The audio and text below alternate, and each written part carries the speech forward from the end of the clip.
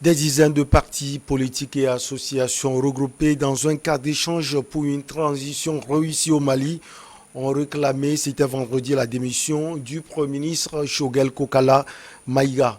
Samedi, le parti L'Adéma est à son tour monté au créneau pour réclamer son départ. Tous estiment que les déclarations du chef du gouvernement divisent les Maliens au moment où, compte tenu de la situation, le pays a besoin plus que jamais d'une union nationale.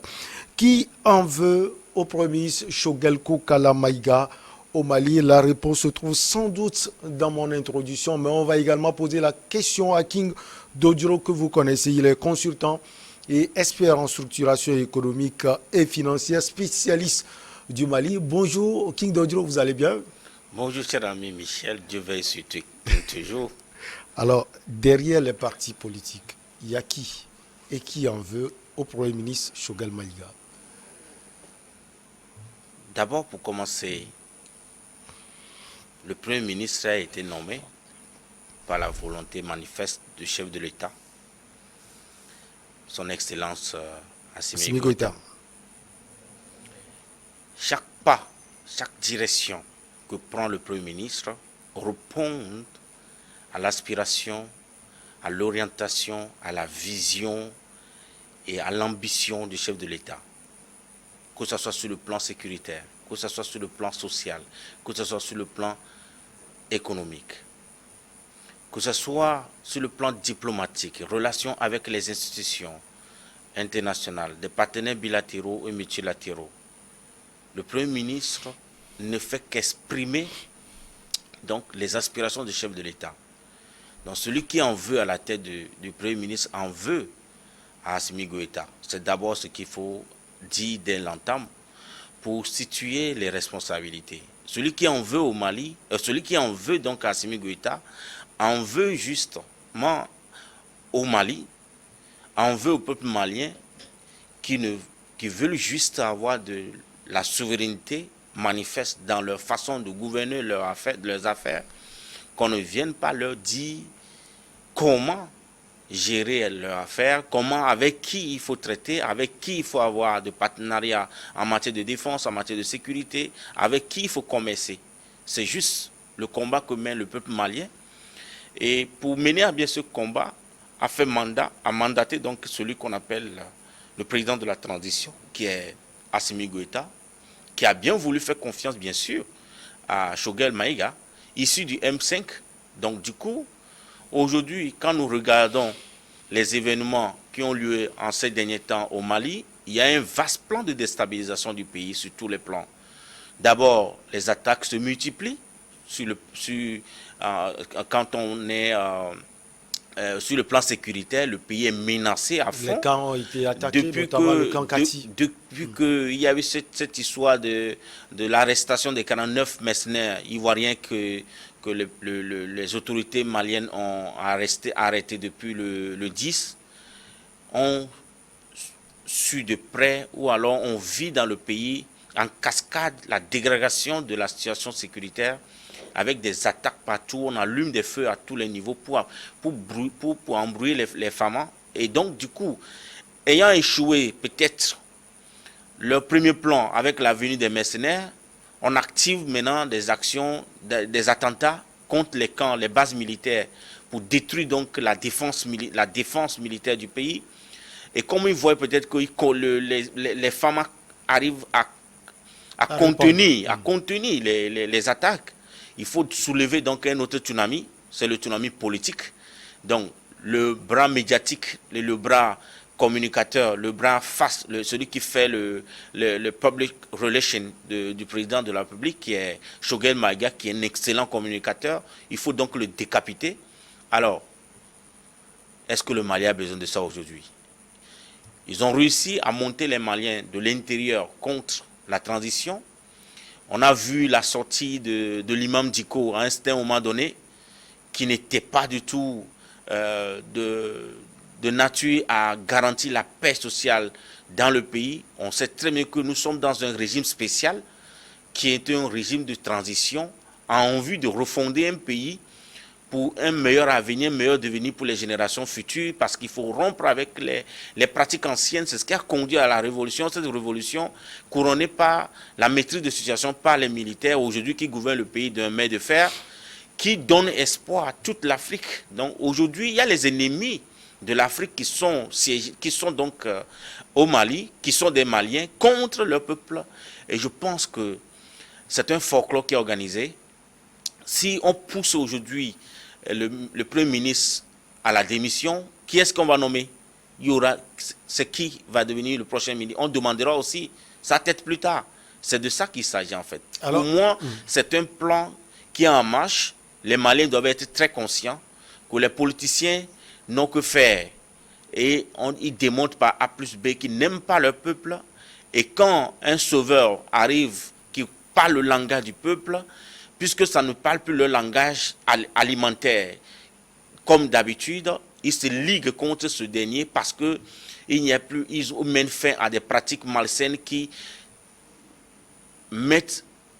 hypothèquent l'avenir de toute une génération. Donc aujourd'hui, ces pratiques politiques qui sont citées, ils sont de l'ancien système. Donc qu'est-ce qu'ils veulent? Ils veulent simplement ramener le pays en arrière. Autant de condamnation du peuple. Et sans doute, je pense que le président Assimi Goïta, il est conscient que si jamais il écoute donc ces partis politiques, on connaît déjà leur nom, et qui change un Premier ministre qui est aussi efficace, qui répond à ses aspirations, il va remplacer au moins 10 premiers ministres avant la fin de la transition. Et c'est pourquoi il faut quand même avouer qu'il n'y a pas que 10 partis politiques au Mali.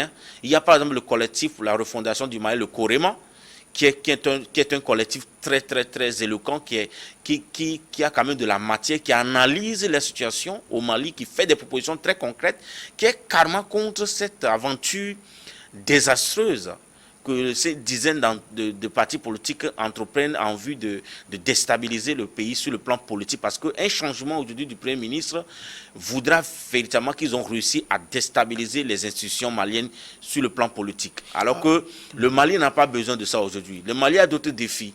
Les défis que le Mali a aujourd'hui, d'abord... Avant de venir au défi King Dodjo, est-ce que selon vous, ce n'est pas aussi trop facile de peindre les choses ainsi? On est dans une transition comme celle de la Guinée-Conakry, comme celle du Burkina Faso, où l'opposition aussi a son mot à dire. On a l'impression qu'à chaque fois que l'opposition peut-être attaque la gouvernance du président Assimi Goïta, c'est qu'on pousse l'opposition là à attaquer les institutions de la République. Mais nous sommes dans un régime spécial, un régime de fête. Donc, en ce moment, c'est les Maliens qui se réunissent pour faire une transition dont l'opposition ne doit plus exister. Il y a de l'opposition quand on est dans un régime régulièrement élu. Mais nous sommes dans un régime de fait, d'une situation. Donc, quand on a créé le CNT représentatif, Assimi Goïta n'est pas chef d'un parti politique. C'est un militaire venu tout droit des casernes. Alors, M. Choguel, il est issu du M5. De quoi parle le test? Ils sont opposants à qui? Par rapport à quoi? Il y a une charte de transition qui a demandé la mise en place donc, de CNT et qui a une mission bien précise. Ils ont poussé, fait ce que nous appelons la loi électorale. Oui, c'est validé. Mais le CNT fait son travail. Mais aller au-delà de ce qui est leur mission régalienne, de conduire la transition et mettre ils ont une feuille de route qui demande à ce qu'ils mettent en place des organes solides pour une république forte. C'est ça leur mission. Leur mission ne consiste pas à réclamer la tête des gens. Et si on réclame la tête d'un Premier ministre au moment où nous sommes, à combien à peine un mois de levée des sanctions, regardez un peu dans le gouvernement de Choguel. Il y a des compétences qui ne font pas bruit. Par exemple, le ministre des Finances, M. Sano, qui n'a pas fait Harvard, qui n'a pas fait FMI, qui n'a pas fait les écoles, qui ne vendent pas ses mérites en économie. Mais ce monsieur, il a vécu au Mali, c'est un banquier. Regardez comment il a tenu bon pendant 7 mois. Même si on ne communique pas sur ce monsieur. Mais il répond du gouvernement de Choguel. Les compétences sont là. Malgré les sanctions, malgré la sufficie financière du pays, ce ministre des Finances a tenu bon a payé, a répondu, a respecté tous les engagements de l'État en interne, jusqu'à ce que les sanctions ne soient levées. Ça veut dire qu'il y a du répondant dans ce gouvernement en place. Et quand vous voyez l'image de ce dernier, il agit en la politique. Il ne veut même pas qu'on communique sur lui. Ok, Choguel, il répond de qui? Il répond de Assimi Goïta. Donc, du moment où aujourd'hui, ils quittent leur combat, le pays est sous le feu de l'ennemi, on attaque le pays de gauche à droite. Eux, ils se lèvent en interne pour donner encore de l'insomnie au chef de l'État, au lieu qu'ils s'unissent tous pour lutter contre les assaillants, l'ennemi qui vient aujourd'hui de les attaquer de l'intérieur. Ils trouvent que c'est le moment opportun d'attaquer le Premier ministre, de faire maintenant le combat de crocodile. C'est un combat dirigé contre des individus parce qu'ils savent que l'individu représente la stabilité de la transition. Aujourd'hui, c'est ce gars qui incarne la stabilité de la transition. Et King, qu'est-ce qu'on lui reproche? Dans les faits, on reproche au Premier ministre Choguel Kokala Maïga d'avoir tenu des propos qui divisent véritablement la cohésion et la paix nationale. Il a mobilisé ses partisans il a appelé, j'allais dire, ses partisans à se mobiliser pour les élections municipales, les élections législatives et les élections présidentielles à venir. Dans le fond, ce n'est pas tôt, King Dodgero. Mais je vous dis qu'il est issu d'un mouvement, non? M5, non? Mais écoutez, c'est un politicien qui est là-bas. Est-ce que c'est parce qu'il est Premier ministre? Est-ce que la loi électorale interdit au Premier ministre, est-ce que la loi électorale interdit au Premier ministre de ne pas mobiliser ses troupes? C'est la question qu'il faut revoir. Est-ce qu'il a violé quelle loi? Quelle est la loi qu'il a violée? Ma question est que ce n'est pas trop vite aller en besogne dans un contexte aussi difficile comme vous l'aviez souligné pour le Mali. Mais de toute manière, le Mali se prépare aux élections. C'est pourquoi la loi électorale a été votée. Et il y a des élections intermédiaires avant que les élections présidentielles n'aient lieu. Mais il est membre d'un parti politique. C'est tout à fait normal qu'en tant que chef de parti politique, qu'il mobilise ses troupes. C'est tout à fait logique. Mais il n'y a aucune loi qui lui interdit de ne pas mobiliser ses troupes. Qu'est-ce qu'on lui accuse? Il a violé quelle loi, par exemple? La loi électorale définit tous les cadres. On est d'accord? Que le président de la transition, voilà les conditions et ceci. Donc, du coup, le Premier ministre n'enfreint à aucune loi. Et ce sont des débats politiques. Quand on parle de débat politique, c'est dénudé de tout bon sens, en fait. Parce qu'on en veut à la tête de quelqu'un, on sait que si on arrive à tirer sur Choguel et qu'on demande qu'on le destitue, on va ébranler donc le système. Ils savent très bien qu'autour de Assimi Goïta, peut-être qu'il n'y a pas quelqu'un qui a de la capacité pour répondre, tel que Choguel a répondu jusqu'à ce jour. Donc si on en arrive à enlever cette compétence du côté d'Assimi Goïta, on va l'atteindre. Pour moi, c'est une démarche purement politique qui ne vise pas l'intérêt du peuple malien, mais c'est l'intérêt partisan. Est-ce que vous pensez que ces déclarations du Premier ministre Choguel Kokala Maïga ne quittent pas son rôle d'arbitre aujourd'hui dans la classe politique malienne? Bon, il y a plein de ministres dans son gouvernement qui sont issus d'abord de différents partis politiques. Même le CNT est composé majoritairement des partis politiques qui sont de l'ancien système, bien évidemment. Ouais. En quoi est-ce que lui, il serait un faux arbitre? On a regroupé dans le CNT les membres des partis politiques. Et si tous ces membres commencent par sortir et à mobiliser leurs troupes pour les élections à venir, est-ce que cela sera bien conçu par les autorités maliennes aujourd'hui? Pourquoi? D'abord même, il faut se poser la question. Quelle est la finalité de la transition? La finalité de la transition, c'est de conduire aux élections. Et est-ce qu'on prépare les élections à 2 jours après, 2 jours avant les élections? On prépare les élections des années avant. Est-ce que c'est parce qu'ils sont membres d'abord du CNT qui ne doivent plus mener leur activité politique dans leur parti? Donc prépare les élections pour le président. Alors, est-ce que c'est parce qu'on est ministre qu'on ne doit plus agir, on ne doit plus participer aux activités du parti politique dont on est issu? Est-ce qu'on est parce qu'on est Premier ministre qu'on ne peut plus participer aux activités du parti dont on est issu? Je dis c'est un faux débat. Comme je le dis tantôt, quand on parle d'un débat politique, c'est dénudé de bon sens. Est-ce qu'on peut donner du sens à ce qui est orchestré dans le mauvais sens? Non. C'est une volonté manifeste de détruire. Et cette volonté manifeste de détruire, il serait difficile de donner, de faire entendre raison à celui qui veut faire du mal. Vous savez, hein, celui qui veut tuer son chien l'accuse de la rage. C'est de ça qu'il s'agit. Alors, King Dodjoro, pour vous, derrière ces 10 partis politiques ou bien cette coalition de partis politiques, il y a sûrement une puissance ou des puissances. D'abord, ces partis politiques sont financés par l'Occident. Ils reçoivent des fonds, bien sûr, de l'Occident. Et en contrepartie, il faut déstabiliser l'appareil politique qui soutient aujourd'hui le régime en place. Vous savez, les militaires n'ont de force que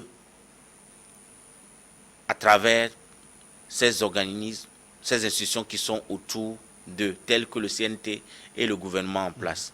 Donc, si on réussit à déstabiliser d'abord le gouvernement de Choguel, on viendra casser le CNT, on va faire rentrer d'autres personnes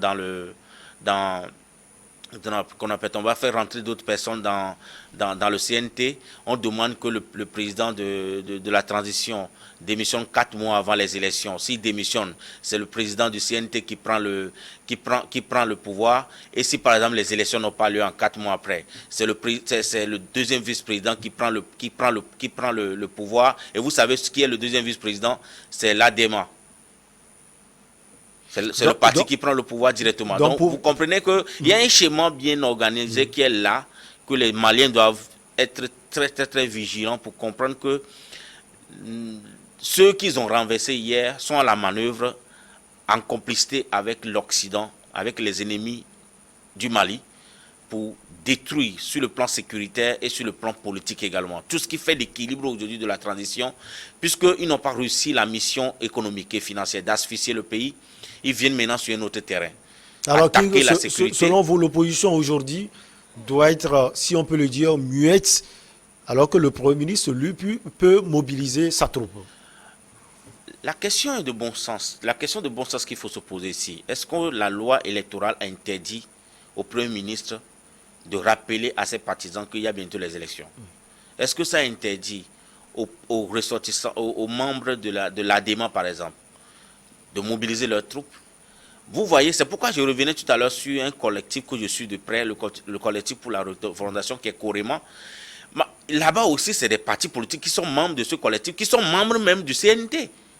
Et ce collectif fait du bruit. Mais ce collectif... On le voit souvent sur le terrain. Bien sûr. Et pourquoi ne pas voir celui de l'opposition? Alors, ce collectif-là, est-ce que vous allez classer Coréma aussi comme opposant? Opposant à qui? Le M5 là, il est opposant à qui? Ils sont membres d'une équipe de transition. C'est comme vous vous opposez à vous-même. Il n'y a pas un parti politique qui est au pouvoir. C'est tous les partis politiques qui gouvernent le pays, en fait. Donc, ils s'opposent à qui? Ils s'opposent à eux-mêmes. Mais ils s'opposent à qui? Ces gens-là, c'est les ennemis de la nation malienne, en fait. C'est pourquoi je rappelle toujours qu'ils ne sont pas seuls. Il n'y a pas que 10 partis politiques au Mali. Il y a plusieurs collectifs. Il y a par exemple Coréma, donc je rappelle toutefois que j'ai demandé à avoir leur point de vue, par exemple, et puis d'autres disent, mais attendez, donc si Coréma a un tel point de vue pour dire non, ce n'est pas l'occasion de changer un Premier ministre. Vous changez un Premier ministre aujourd'hui, vous en changerez encore avant même, vous en changerez au moins 2 ou 3 avant la fin de la transition. Mais rappelez également qu'il y a même des compétences. Quand on pousse par exemple le président Assimi Goïta à changer de Premier ministre, il va nommer qui? À mon avis, la seule personne que je vois encore peut-être en vue là-bas, c'est le ministre des Finances. Hein. Peut-être qu'il va nommer, il le nommera peut-être Premier ministre pour pouvoir faire la relance économique. Alors, sinon, le combat qui a été mené jusqu'à ce jour, c'est un combat sur le plan sécuritaire. Ils savent que les gars, ils ont vraiment tenu bon. Maintenant, il faut déstabiliser sur le plan politique. C'est l'action qui est en cours, en fait. Alors, donc, il n'y a pas quelqu'un qui en veut à Choguel, mais c'est Assimi Goïta qu'on en veut, en fait. Alors, cette question, c'est d'une manière générale, King Dodjoro. Est-ce que dans les transitions, les oppositions ou bien l'opposition n'a pas son mot à dire sur la gouvernance du pays? Sauf que dans les transitions, il n'y a plus d'opposition. Ils sont tous ensemble, ils gouvernent le pays ensemble, terminé. C'est pourquoi ils ont changé une charte.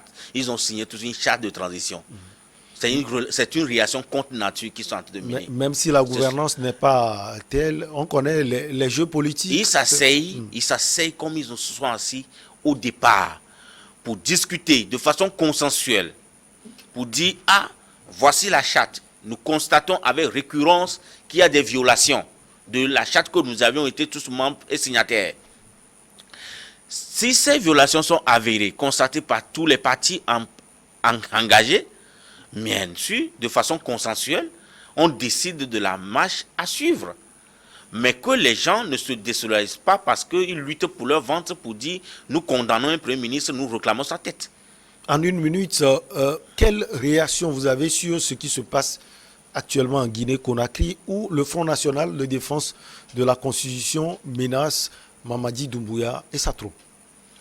Vous savez, à la limite, on veut demander si les Africains savent où ils vont au juste en fait. On a commencé cette lutte intestine depuis la nuit des temps, le temps de la lutte de l'indépendance. Il y avait une classe des Africains qui soutenait Mordicus, qui préfère la domination européenne, l'esclavage, la soumission aux Occidentaux qu'une indépendance. Au jour d'aujourd'hui, il y a les descendants de ces partisans-là qui continuent. Ils ont eu des descendants ils peuplent le continent. L'ennemi de notre continent, ce ne sont pas les Occidentaux, mais c'est plutôt les Noirs. Vous savez combien de personnes, combien de Congolais qui ont comploté pour qu'on tue Lumumba? Parce qu'ils luttaient pour la nation congolaise. Est-ce qu'on peut arrêter et regarder dans la même direction et comprendre que la lutte que nous faisons aujourd'hui, ce n'est pas, si c'est pour nous, notre ventre, elle est vaine, mais c'est pour la génération future. Qu'est-ce qu'on reproche à la transition? Ce qu'on reproche à la transition, c'est d'être mise en place pour mettre fin à un règne calamiteux, à une gestion calamiteuse, à une mauvaise pratique de la chose publique. Si la transition arrive à un niveau donné, violer ses propres règles qu'elle s'est fixées, il y a matière à discuter. Mais si on n'arrive pas de façon pratique à définir que ce que vous faites aujourd'hui, vous le faites contre l'avenir de notre peuple, je pense que c'est des luttes personnelles, ce n'est plus une lutte nationale. C'est ce que moi je peux dire à ce niveau. Alors, quel impact cela peut avoir, cette sortie de cette coalition peut avoir sur la suite des événements au Mali, selon vous, King Dodjoro? Et je salue quand même la capacité du chef de l'État à tenir bon, malgré tout ce qui arrive. Ils ont tenu bon pendant ces sanctions, ces punitions qu'ils ont reçues. Et je sais aussi qu'il n'agit pas seul, il a beaucoup de conseillers.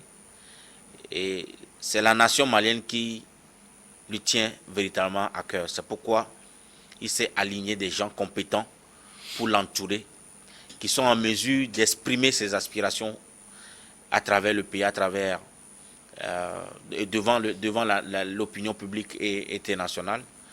Et j'ai vraiment confiance à la capacité du président de la transition à ne pas succomber au combat de crocodile que mènent ces amis de la démocratie. Alors, et qui ne va pas, pour l'instant, obéir à leurs désirs. Parce que s'il le fait, si jamais le Mali change aujourd'hui de Premier ministre, on revient carrément en arrière. On reprend tout à zéro. Donc, Choguel Maïga est éternel, selon vous? Choguel Maïga, il est là pour le temps de la transition. C'est ce que nous conseillons. La transition n'est pas éternelle, c'est 24 mois. Bientôt, les élections auront lieu. Que le meilleur gagne. Alors, King, ce que vous dites n'est-il pas aussi grave? Vous voulez nous faire croire que l'opposition n'a pas de base solide aujourd'hui, qu'on ne peut pas entendre parler l'opposition au Mali et tous ceux qui parlent au nom de l'opposition sont manœuvrés par l'Occident? C'est pourquoi je veux toujours demander, mais ils s'opposent à qui? Ils s'opposent à qui? À la déclaration de Choguel Maïga. Mais que ça ne soit pas une déclaration, que leur opposition ne soit pas une opposition à demander la tête de Choguel Maïga, mais qu'ils aillent voir Choguel Maïga individuellement pour lui dire ce que tu as dit ne nous a pas plu. Sinon, ils sont tous membres d'une même équipe.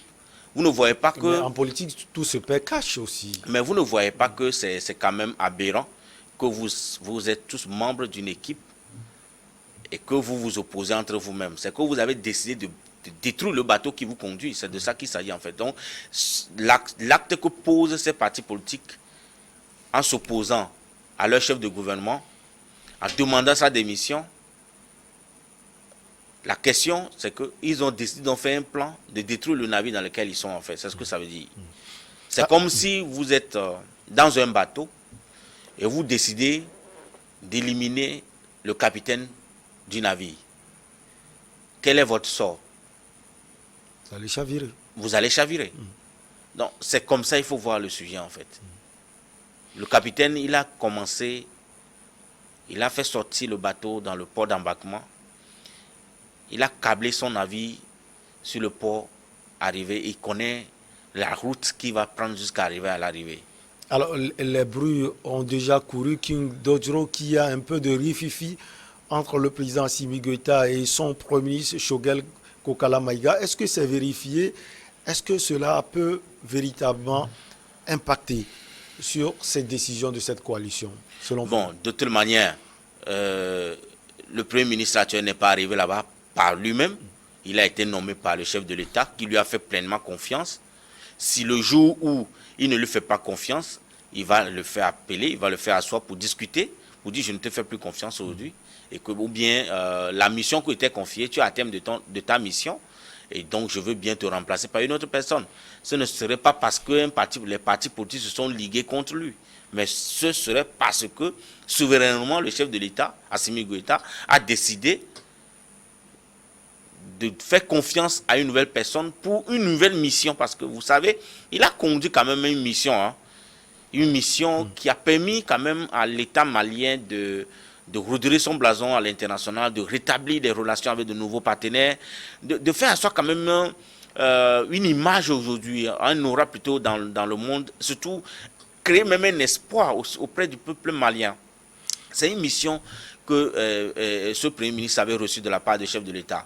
Si le chef de l'État estime que sa mission a pris fin, il décidera souverainement, bien évidemment, de mettre fin à la mission et de définir la nouvelle feuille de route pour le nouveau qui va le remplacer. Mais pas parce que les partis politiques ont souhaité ça. Sinon, ce serait un véritable désastre pour le pays.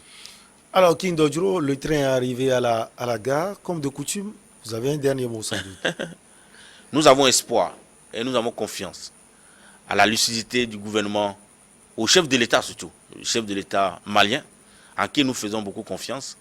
Il ne s'agit plus aujourd'hui du Mali, il s'agit de toute l'Afrique qui regarde le Mali, qui se mire à travers le Mali, qui se vante à travers le Mali, qui se dit c'est possible de nous libérer définitivement, c'est possible de multiplier les partenaires, c'est possible de défendre nos territoires, c'est possible de s'équiper et de faire face aux menaces que pèsent sur nos nations, c'est possible de résoudre nos problèmes, c'est possible de ne pas dépendre des institutions de Bretton Woods, mais de financer nos économies.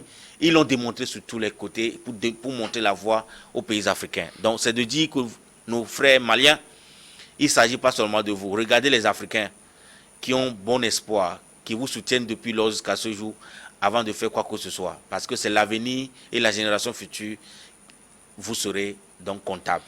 King Dodjro, consultant et expert en structuration économique et financière. Ça fait 2 semaines, on a oublié les analyses financières, mais on va y revenir. Vous êtes également spécialiste du Mali. Merci beaucoup à vous, ça a été un plaisir. On marque la pause pour le journal et derrière, nos invités sont là pour Regard Croisé.